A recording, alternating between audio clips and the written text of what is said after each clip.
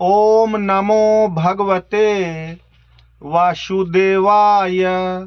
श्रीमद् भागवत महापुराण के 10वें स्कंध में भगवान श्री कृष्ण के अन्यान्य विवाहों की कथा सुनाते हुए श्री सुखदेव जी कहते हैं, परीक्षित, अब पांडवों का पता चल गया था कि वे लाक्षा भवन में जले नहीं हैं।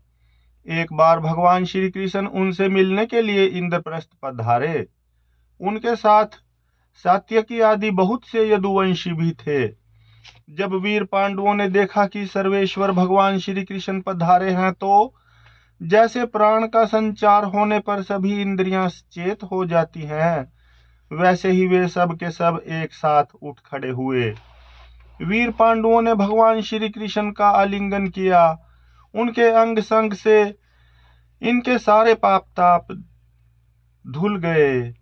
भगवान की प्रेम भरी मुस्कुराहट से सुशोभित मुख सुषमा देखकर वे आनंद से मगन हो गए। भगवान श्री कृष्ण ने युधिष्ठिर और भीमसेन के चरणों में प्रणाम किया और अर्जुन को हृदय से लगाया। नकुल और सहदेव ने भगवान के चरणों की वंदना की। जब भगवान श्री कृष्ण श्रेष्ठ सिंहासन पर विराजमान हो गए, तब परम सुंदरी श्याम वर्णा द्रौपदी, जो नवविवाहिता होने के कारण तनिक लज्जा रही थी, धीरे धीरे भगवान श्री कृष्ण के पास आई और उन्हें प्रणाम किया। पांडवों ने भगवान श्री कृष्ण के समान ही वीर सात्यकी का भी स्वागत सत्कार किया और अभिनंदन वंदन किया। वे एक आसन पर बैठ गए। दूसरे यदुवंशियों का भी यथा योग्य सत्कार किया गया तथा वे भी श्री कृष्ण के चारों ओर आसनों पर बैठ गए। इसके बाद भगवान श्री कृष्ण अपनी फुआ कुंती के पास गए और उनके चरणों में प्रणाम किया। कुंती जी ने अत्यंत स्नेहवश उन्हें अपने हृदय से लगा लिया। उस समय उनके नेत्रों में प्रेम के आंसू छलक आए। कुंती जी ने श्री कृष्ण से अपने भाई बंधुओं की कुशल क्षेम पूछी और भगवान ने भी उनका यथोचित उत्तर देकर उनसे उनकी पुत्रवधू द्रौपदी और स्वयं उनका कुशल मंगल पूछा। उस समय प्रेम की विहलता से कुंती जी का गला रूंध गया था। नेत्रों से आंसू बह रहे थे।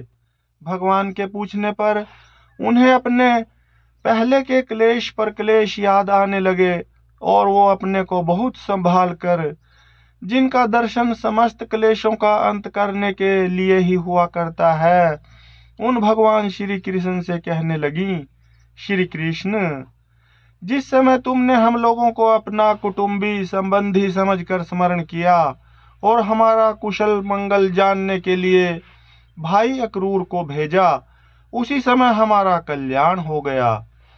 हम अनाथों को तुमने सनाथ कर दिया। मैं जानती हूँ कि तुम संपूर्ण जगत के परम हितैषी सुहृद और आत्मा हो। यह अपना है और यह पराया, इस प्रकार की भ्रांति तुम्हारे अंदर नहीं है।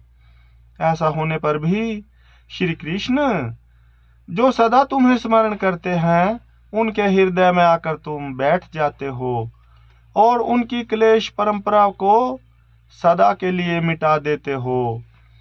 युधिष्ठिर जी ने कहा, सर्वेश्वर कृष्ण, हमें इस बात का पता नहीं है कि हमने अपने पूर्व जन्मों में या इस जन्म में कौन सा कल्याण साधन किया है। आपका दर्शन बड़े बड़े योगेश्वर भी बड़ी कठिनता से प्राप्त कर पाते हैं और हम कुबुद्धियों को घर बैठे ही आपके दर्शन हो रहे हैं। राजा युधिष्ठिर ने इस प्रकार भगवान का खूब सम्मान किया और कुछ दिन यहीं रहने की प्रार्थना की। इस पर भगवान श्री कृष्ण इंद्रप्रस्थ के नर नारियों को अपनी रूप माधुरी से नयानानंद का दान करते हुए बरसात के 4 महीनों का सुख पूर्वक वहीं रहे। परीक्षित, एक बार वीर शिरोमणि अर्जुन ने गांडीव धनुष और अक्षय बाण वाले 2 तरकस लिए तथा भगवान श्री कृष्ण के साथ कवच पहनकर अपने उस रथ पर सवार हुए, जिस पर वानर चिन्ह से चिन्हित ध्वजा लगी हुई थी। इसके बाद विपक्षी वीरों का नाश करने वाले अर्जुन उस गहन वन में शिकार खेलने गए, जो बहुत से सिंह, बाघ आदि भयंकर जानवरों से भरा हुआ था।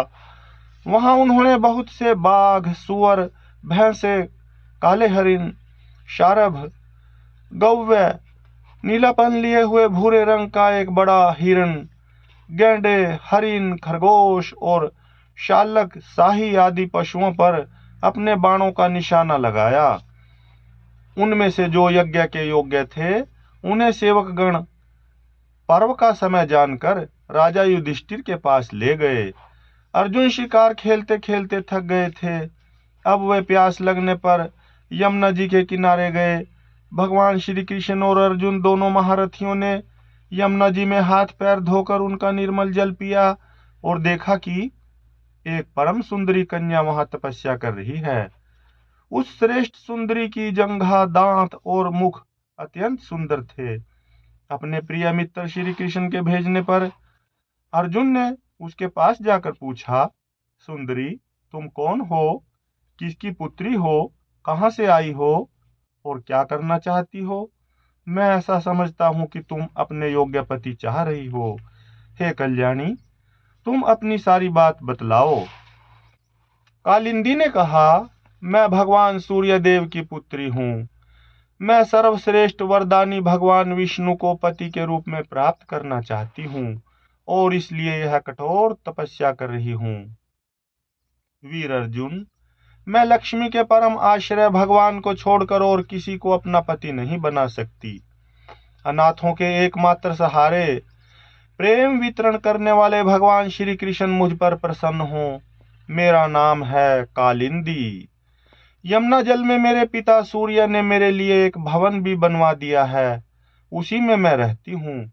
जब तक भगवान का दर्शन न होगा मैं यहीं रहूंगी। अर्जुन ने जाकर भगवान श्री कृष्ण से सारी बातें कही। वे तो पहले से ही यह सब कुछ जानते थे। अब उन्होंने कालिंदी को अपने रथ पर बैठा लिया और धर्मराज युधिष्ठिर के पास ले आए। इसके बाद पांडवों की प्रार्थना से भगवान श्री कृष्ण ने पांडवों के रहने के लिए एक अत्यंत अद्भुत और विचित्र नगर विश्वकर्मा के द्वारा बनवा दिया। भगवान इस बार पांडवों को आनंद देने और उनका हित करने के लिए वहां बहुत दिनों तक रहे। इसी बीच अग्निदेव को खांडव वन दिलाने के लिए वे अर्जुन के सारथी भी बने। खांडव वन का भोजन मिल जाने से अग्निदेव बहुत प्रसन्न हुए। उन्होंने अर्जुन को गांडीव धनुष, 4 श्वेत घोड़े, 1 रथ, 2 अटूट बाणों वाले तरकस और एक ऐसा कवच दिया जिसे कोई अस्त्र शस्त्र धारी भेद न सके। खांडव दाह के समय अर्जुन ने मैदानों को जलने से बचा लिया था, इसलिए उसने अर्जुन से मित्रता करके उनके लिए एक परम अद्भुत सभा बना दी। उसी सभा में दुर्योधन को जल में स्थल और स्थल में जल का भ्रम हो गया था। कुछ दिनों के बाद भगवान श्री कृष्ण अर्जुन की अनुमति एवं संबंधियों का अनुमोदन प्राप्त करके सात्यकी आदि के साथ द्वारका लौट आए। वहां आकर उन्होंने विवाह के योग्य ऋतु और ज्योतिष शास्त्र के अनुसार प्रशंसित पवित्र लगन में कालिंदी जी का पानी ग्रहण किया। इससे उनके स्वजन संबंधियों को परम मंगल और परमानंद की प्राप्ति हुई। अवंती अर्थात उज्जैन देश के राजा थे विंद और अनुविंद। वे दुर्योधन के वशवर्ती तथा अनुयायी थे। उनकी बहन मित्रविंदा से स्वयंवर में भगवान श्री कृष्ण को अपना ही पति बनाना चाहा, परंतु विंद और अनुविंद ने अपनी बहन को रोक दिया। परीक्षित, मित्रविंदा श्री कृष्ण की फुआ राजाधि देवी की कन्या थी। भगवान श्री कृष्ण राजाओं की भरी सभा में उसे बलपूर्वक हर ले गए। सब लोग अपना सा मुंह लिए देखते ही रह गए। परीक्षित, कौशल देश के राजा थे नगनचित। वे अत्यंत धार्मिक थे।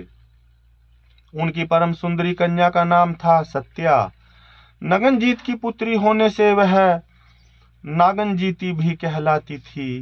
परीक्षित, राजा की प्रतिज्ञा के अनुसार 7 दुर्दांत बैलों पर विजय प्राप्त न कर सकने के कारण कोई राजा उस कन्या से विवाह न कर सके, क्योंकि उनके सींग बड़े तीखे थे और वे बैल किसी वीर पुरुष की गंध भी नहीं सह सकते थे। जब यदुवंश शिरोमणि भगवान श्री कृष्ण ने यह समाचार सुना कि जो पुरुष उन बैलों को जीत लेगा उसे ही सत्या की प्राप्त होगी, तब वे बहुत बड़ी सेना लेकर कौशलपुरी अयोध्या पहुंचे। कौशल नरेश महाराज नगनजीत ने बड़ी प्रसन्नता से उनकी अगवानी की और आसन आदि देकर बहुत बड़ी पूजा सामग्री से उनका सत्कार किया। भगवान श्री कृष्ण ने भी उनका बहुत बहुत अभिनंदन किया। राजा नगनजीत की कन्या सत्या ने देखा कि मेरे चिर अभिलषित रमा रमण भगवान श्री कृष्ण यहाँ पधारे हैं। तब उसने मन ही मन यह अभिलाषा की कि यदि मैंने व्रत नियम आदि का पालन करके इन्हीं का चिंतन किया है तो ये ही मेरे पति हों और मेरी विशुद्ध लालसा को पूर्ण करें। नागनजीती सत्या मन ही मन सोचने लगी, भगवती लक्ष्मी, ब्रह्मा, शंकर और बड़े बड़े लोकपाल जिनके पद पंकज का पराग अपने सिर पर धारण करते हैं और जिन प्रभु ने अपनी बनाई हुई मर्यादा का पालन करने के लिए ही समय समय पर अनेकों लीलावतार ग्रहण किए हैं, वे प्रभु मेरे किस धर्म, व्रत अथवा नियम से प्रसन्न होंगे? वे तो केवल अपनी कृपा से ही प्रसन्न हो सकते हैं। परीक्षित, राजा नगनजीत ने भगवान श्री कृष्ण को विधि पूर्वक अर्चा पूजा करके यह प्रार्थना की, जगत के एकमात्र स्वामी नारायण, आप अपने स्वरूप भूत आनंद से ही परिपूर्ण हैं और मैं हूं एक तुच्छ मनुष्य, मैं आपकी क्या सेवा करूं? श्री सुखदेव जी कहते हैं, परीक्षित, राजा नगनजीत का दिया हुआ आसन, पूजा आदि स्वीकार करके भगवान श्री कृष्ण बहुत संतुष्ट हुए। उन्होंने मुस्कुराते हुए मेघ के समान गंभीर वाणी से कहा। भगवान श्री कृष्ण ने कहा, राजन, जो क्षत्रिय अपने धर्म में स्थित है उसका कुछ भी मांगना उचित नहीं। धर्मज्ञ विद्वानों ने उसके इस कर्म की निंदा की है। फिर भी मैं आपसे सौहार्द का, प्रेम का संबंध स्थापित करने के लिए आपकी कन्या चाहता हूँ। हमारे यहाँ इसके बदले में कुछ शुल्क देने की प्रथा नहीं है। राजा नगनजीत ने कहा, प्रभो, आप समस्त गुणों के धाम हैं, एकमात्र आश्रय हैं। आपके वक्षस्थल पर भगवती लक्ष्मी नित्य निरंतर निवास करती हैं। आपसे बढ़कर कन्या के लिए अभिष्ट वर भला और कौन हो सकता है? परंतु यदुवंश शिरोमणे, हमने पहले ही इस विषय में एक प्रण कर लिया है। कन्या के लिए कौन सा वर उपयुक्त है, उसका बल पौरुष कैसा है, इत्यादि बातें जानने के लिए ही ऐसा किया गया है। वीर श्रेष्ठ श्री कृष्ण, हमारे ये सातों बैल किसी के वश में न आने वाले और बिना सधाए हुए हैं। इन्होंने बहुत से राजकुमारों के अंगों को खंडित करके उनका उत्साह तोड़ दिया है। श्री कृष्ण, यदि इन्हें आप ही नाथ लें, अपने वश में कर लें, तो लक्ष्मीपते, आप ही हमारी कन्या के लिए अभिष्ट वर होंगे। भगवान श्री कृष्ण ने राजा नगनजीत का ऐसा प्रण सुनकर कमर में फेंट कस ली और अपने 7 रूप बनाकर खेल खेल में ही उन बैलों को नाथ लिया। इससे बैलों का घमंड चूर हो गया और उनका बल पौरुष भी जाता रहा। अब भगवान श्री कृष्ण उन्हें रस्सी से बांधकर इस प्रकार खींचने लगे जैसे खेलते समय नन्हा सा बालक काठ के बैलों को घसीटता है। राजा नगनजीत को बड़ा विस्मय हुआ। उन्होंने प्रसन्न होकर भगवान श्री कृष्ण को अपनी कन्या का दान कर दिया और सर्वशक्तिमान भगवान श्री कृष्ण ने भी अपने अनुरूप पत्नी सत्या का विधि पूर्वक पाणी ग्रहण किया। रानियों ने देखा कि हमारी कन्या को उसके अत्यंत प्यारे भगवान श्री कृष्ण ही पति के रूप में प्राप्त हो गए हैं। उन्हें बड़ा आनंद हुआ और चारों ओर बड़ा भारी उत्सव मनाया जाने लगा। शंख, ढोल, नगारे बजने लगे, सब और गाना बजाना होने लगा। ब्राह्मण आशीर्वाद देने लगे। सुंदर वस्त्र, पुष्पों के हार और गहनों से सज धज कर नगर के नर नारी आनंद मनाने लगे। राजा नगनजीत ने 10,000 गौवें और 3,000 ऐसी नवयुवती दासियां जो सुंदर वस्त्र तथा गले में स्वर्णहार पहने हुए थीं दहेज में दी। इनके साथ ही 9,000 हाथी, 9 लाख रथ, 9 करोड़ घोड़े और 9 अरब सेवक भी दहेज में दिए। कौशल नरेश राजा नगनजीत ने कन्या और दामाद को रथ पर चढ़ाकर एक बड़ी सेना के साथ विदा किया। उस समय उनका हृदय वात्सल्य स्नेह के उद्रेक से द्रवित हो रहा था। परीक्षित, यदुवंशियों ने और राजा नगनजीत के बैलों ने पहले बहुत से राजाओं का बल पौरुष धूल में मिला दिया था। जब उन राजाओं ने यह समाचार सुना तब उनसे भगवान श्री कृष्ण की यह विजय सहन न हुई। उन लोगों ने नगनजीत सत्या को लेकर जाते समय मार्ग में भगवान श्री कृष्ण को घेर लिया और वे बड़े वेग से उन पर बाणों की वर्षा करने लगे। उस समय पांडव वीर अर्जुन ने अपने मित्र भगवान श्री कृष्ण का प्रिय करने के लिए गांडीव धनुष धारण करके जैसे सिंह छोटे मोटे पशुओं को खदेड़ दे वैसे ही उन नरपतियों को मार पीट कर भगा दिया। तदंतर यदुवंश शिरोमणि देवकी नंदन भगवान श्री कृष्ण उस दहेज और सत्या के साथ द्वारका में आए और वहां रहकर गृहस्थोचित विहार करने लगे। परीक्षित, भगवान श्री कृष्ण की फुआ श्रुतकीर्ति के कई देश में ब्याही गई थी। उनकी कन्या का नाम था भद्रा। उसके भाई संतर्दन आदि ने उसे स्वयं ही भगवान श्री कृष्ण को दे दिया और उन्होंने उसका पाणी ग्रहण किया। मध्य प्रदेश के राजा की एक कन्या थी लक्ष्मणा। वह अत्यंत सुलक्षणा थी।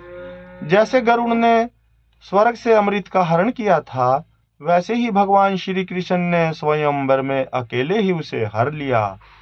परीक्षित, इस प्रकार भगवान श्री कृष्ण की और भी सहस्त्रों स्त्रियां थी। उन परम सुंदरियों को वे भौमासुर को मारकर उसके बंदी गृह से छुड़ा लाए थे। हरिओम तत्सत, हरिओम तत्सत, हरिओम तत्सत। ओम नमो भगवते वासुदेवाय।